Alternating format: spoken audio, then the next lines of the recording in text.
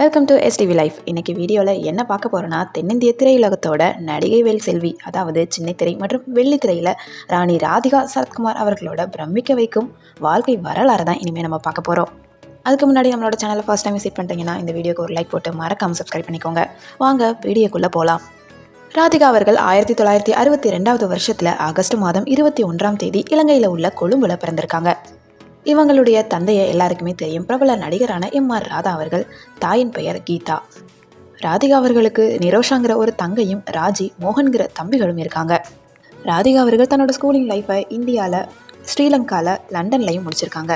ராதிகா அவர்களுக்கு சினிமாவில் நடிக்கக்கூடிய எண்ணமே கிடையாதாம். ஸ்டார்டிங்கில் ஒரு தடவை பாரதிராஜா அவர்கள் ராதிகா அவர்களை தற்செயலாக பார்த்துருக்காரு. அப்போது பார்க்கும் பொழுது தான் அவருக்கு தெரிஞ்சிருக்கு தன்னோட கதைக்கு ஒரு பொருத்தமான முகம் கிடைச்சிருக்குன்னு.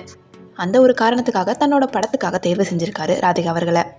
அப்படிதான் 1978 கிழக்கே போகும் ரயில்ங்கிற படத்தின் மூலம் பாஞ்சாலியாக இன்ட்ரடக்ஷன் ஆகுறாங்க ராதிகா அவர்கள். இன்னும் சொல்லப்போனால் ஃபர்ஸ்ட் மூவிலேயே மக்களோட மனசில் இடம் பிடிச்சவங்க ராதிகா அவர்கள்.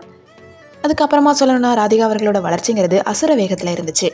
80ஸ்களில் ரஜினி, கமல், விஜயகாந்த், பிரபுங்கிற அனைத்து முன்னணி நடிகர்களோடையுமே ஜோடியாக நடிச்சிருக்காங்க. இவங்க நடித்த முக்கிய படங்கள்னு பார்த்தோன்னா நிறம் மாறாத பூக்கள், மீண்டும் ஒரு காதல் கதை, கேளடி கண்மணி, கிழக்கு சீமையிலே, இந்த மாதிரி 300 படங்களுக்கு மேலே நடிச்சிருக்காங்க.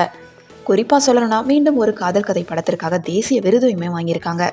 இது தவிர பல முறை ஃபிலிம்ஃபேர் அவார்டும் தமிழக அரசோட விருதுகளையுமே நிறையா வென்றிருக்காங்க. சினிமாவில் உச்சத்தில் இருந்த போதுமே சின்ன திரையிலுமே தன்னோட காலை பதிச்சிருக்காங்க.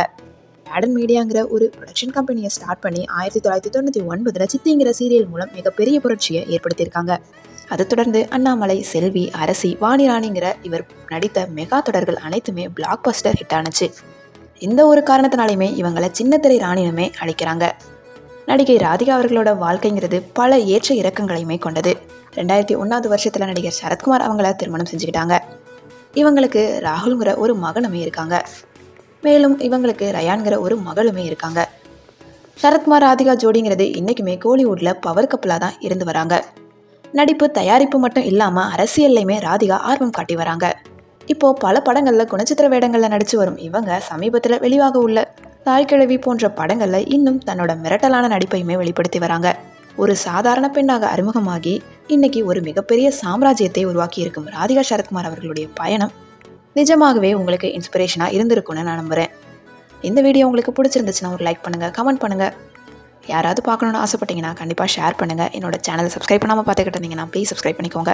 தேங்க்யூ ஸோ மச் ஃபார் வாட்சிங்.